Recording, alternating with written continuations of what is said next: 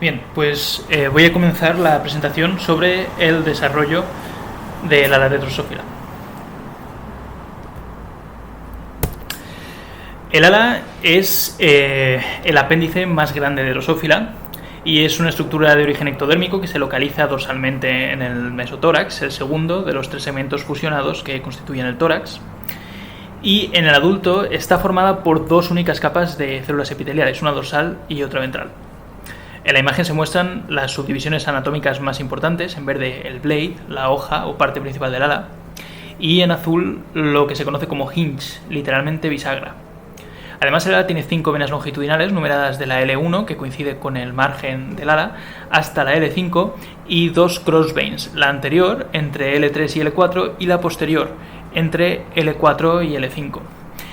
Existen 3 ejes de simetría que son muy relevantes durante el desarrollo. En primer lugar, el anteroposterior, que está señalado con una línea de puntos. En segundo lugar, el próximo distal. Lógicamente, la parte más proximal es el hinge, en azul, y la parte más distal es el extremo del ala. Y por último, el dorso ventral, que en la imagen es un eje que estaría mirando hacia la pantalla, digamos. O sea, hay una capa de células que es dorsal y otra capa que es ventral. Las moscas pertenecen al orden de los dípteros, que como su nombre indica, pues tienen 2 alas. Sin embargo, otros órdenes de insectos tienen 4 alas, y este es el estado que se considera ancestral en los insectos, tener 4 alas. Drosophila presenta 2 halterios que generalmente son considerados homólogos de las alas posteriores de otros insectos, como los lepidópteros o las mariposas. Además, otra parte relevante es el notum, o la pared del cuerpo del segmento T2 del tórax. El desarrollo del notum está íntimamente relacionado con el desarrollo del ala. Drosophila es un insecto holometábolo, lo cual quiere decir que atraviesa distintos estadios larvarios y que sufre un proceso de metamorfosis completa. Su desarrollo consta de 3 grandes fases. En primer lugar, la fase embrionaria, que tiene lugar entre la fecundación y la eclosión y dura aproximadamente un día y está dividida asimismo en 17 estadios.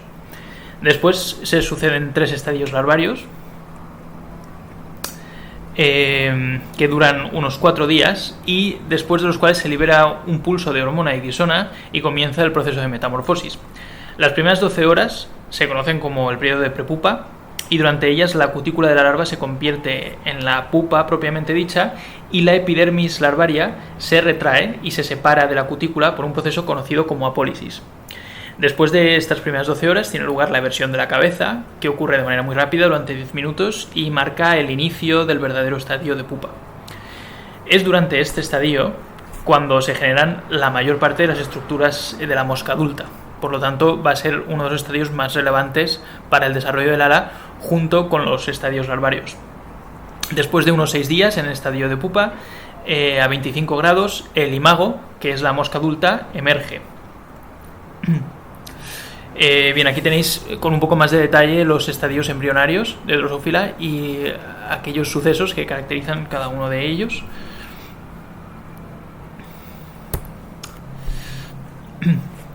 Bueno, y una vez que la larva forma la pupa, la mayoría de tejidos larvarios degenera y las estructuras adultas empiezan a desarrollarse.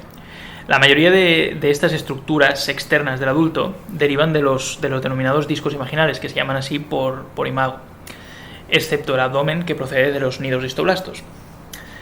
Estos discos imaginales aparecen como unos primordios de entre 10 y 50 células en la epidermis embrionaria, la mayoría de los cuales se acaban invaginando y forman unas estructuras en forma de discos como la de la figura, que permanecen unidos a la epidermis mediante una membrana peripodial que tampoco suele dar lugar a ninguna estructura adulta. Aquí tenéis el disco imaginal del ala, que se localiza entre el cuarto y el quinto parasegmento y está coloreado según las estructuras adultas a las que va a dar lugar. El notum, la parte del disco que va a dar lugar al notum es la parte azul. La parte del disco que va a dar lugar al hinge o bisagra está coloreada de amarillo y la parte en verde es la que va a dar lugar propiamente al ala, al blade. Existen 19 discos imaginales. Aquí aparece su localización en el embrión y en la larva. El número 2 aquí va a formar el ojo y la antena. Del 5 al 7 van a formar las patas. El 8 formará el ala y el 9 el halterio. Y el 10 la genitalia. Aquí tenéis otra imagen de los discos imaginales y las estructuras adultas a las que dará lugar. Y vamos a pasar ya al desarrollo del ala propiamente dicho. Primero voy a hacer un resumen general y después iré parte por parte con mayor detalle. Bueno, el primer estadio larvario, que tiene lugar entre las 24 y las 49 horas después de la fecundación, es decir, justo después de la eclosión, el disco imaginal del ala crece moderadamente y sin división celular. Pero a partir del segundo estadio larvario y hasta el principio del tercer estadio, el crecimiento del disco empieza a ser exponencial. Atraviesa unos 10 u 11 ciclos celulares hasta alcanzar entre 30.000 y 50.000 células.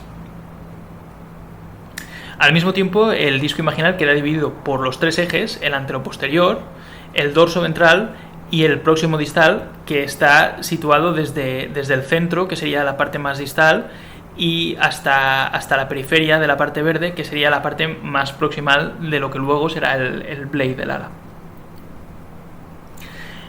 Además, durante estos estadios quedan definidas ya las provenas, que son regiones que molecularmente están definidas como venas, pero que aún no presentan las características físicas de las propias venas, es decir, no están diferenciadas. Al final del tercer estadio, por tanto, el disco ha pasado de ser una estructura muy simple y homogénea a ser una estructura compleja, con entre 30.000 y 50.000 células y con los ejes establecidos y las provenas, molecularmente diferenciadas o especificadas pero no diferenciadas.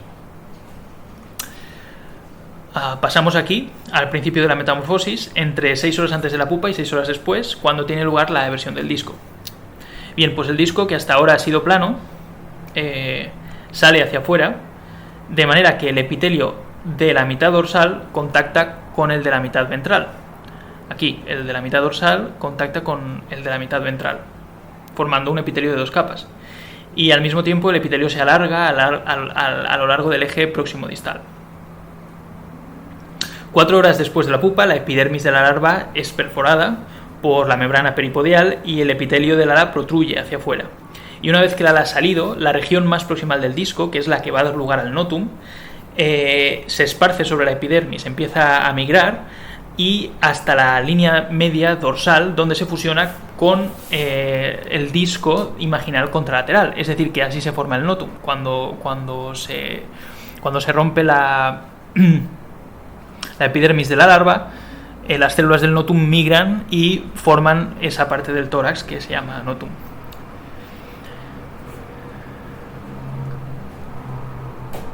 Bien, desde las 6 horas hasta las 18 horas el ciclo celular está más o menos parado, pero el blade o la hoja del ala se sigue alargando, y se alarga por cambios en la forma celular y por cambios en la vecindad entre las células. El resultado de esta fase es pues una ala alargada, pero que es simétrica en sentido anteroposterior.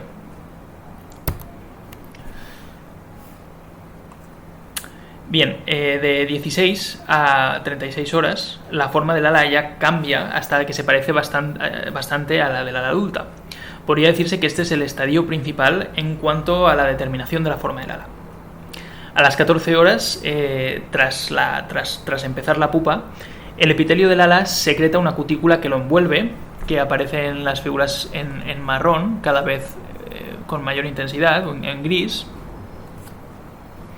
Pues se secreta esta cutícula que lo envuelve y a ella se queda adherido el extremo del hinge, del blade, el extremo de la hoja del ala.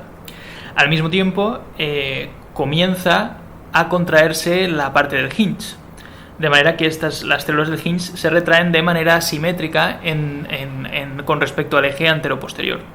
Entonces, al contraerse, como el blade está unido a esta cutícula, pues el blade se deforma, y se deforma asimétricamente, puesto que la contracción del hinge también es asimétrica, y de esta manera se genera un ala que ya tiene una forma muy semejante a la adulta.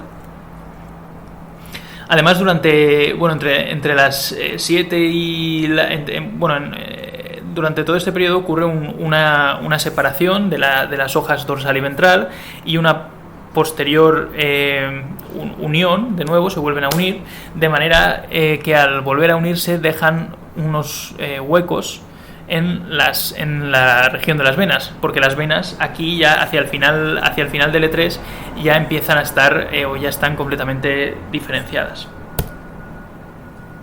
De las fases siguientes no se conoce tanto,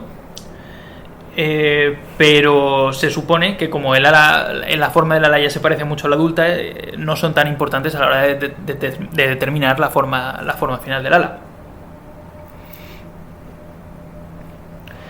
Entre las 36 y las 70 horas se secreta finalmente otra cutícula, la cutícula adulta, que recubre todo el epitelio del ala. Aparece aquí como una sombra negra, no como esta gris de más de fuera, sino esta sombra negra de aquí dentro. ¿De acuerdo? Entonces el ciclo celular se detiene, pero el ala empieza a alargarse debido a un incremento del tamaño celular y se dobla en el interior de la cutícula, en el interior de la pupa. Finalmente, tras la eclosión, las células epiteliales sufren una transición epitelio-mesenquimática, es decir, que pierden el contacto las unas con las otras y migran hacia el tórax o mueren, y solo se quedan algunas células nerviosas en las venas. Por último, la cutícula se expande y se aplana gracias a la presión transmitida por la hemolinfa a través de las venas, y ya está, y la mosca ya puede volar.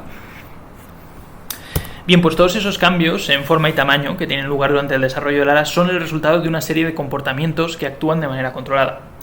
Entre esos comportamientos se encuentran la regulación de la división celular. Lógicamente, si las células se dividen más, pues el disco imaginal crece más. La regulación de la orientación de la división. Si todas las divisiones ocurren en la misma dirección, el ala crece en esa dirección, mientras que si ocurren al azar, pues el ala crece sin ninguna forma, crece, digamos, en círculo, de manera isométrica por todos lados. La regulación de la muerte celular, la regulación del tamaño celular, de la forma de las células y también los cambios en la topología del tejido, es decir, cambios en los vecinos de las células, que es una manera de decir que el tejido cambia de forma. Si las células se mueven unas con respecto a otras, la forma del tejido cambia. Por último, es muy importante la compartimentalización, que es, a partir del establecimiento de los ejes. Cuando se establecen los ejes, el disco imaginal queda dividido en compartimentos. Las células que están a un lado en un compartimento o en otro, nunca cruzan a otro compartimento, ¿vale? Bien, pues todos estos comportamientos celulares, que son los que producen los cambios de la forma y del tamaño del ala, están regulados tanto por fuerzas mecánicas como por la expresión génica.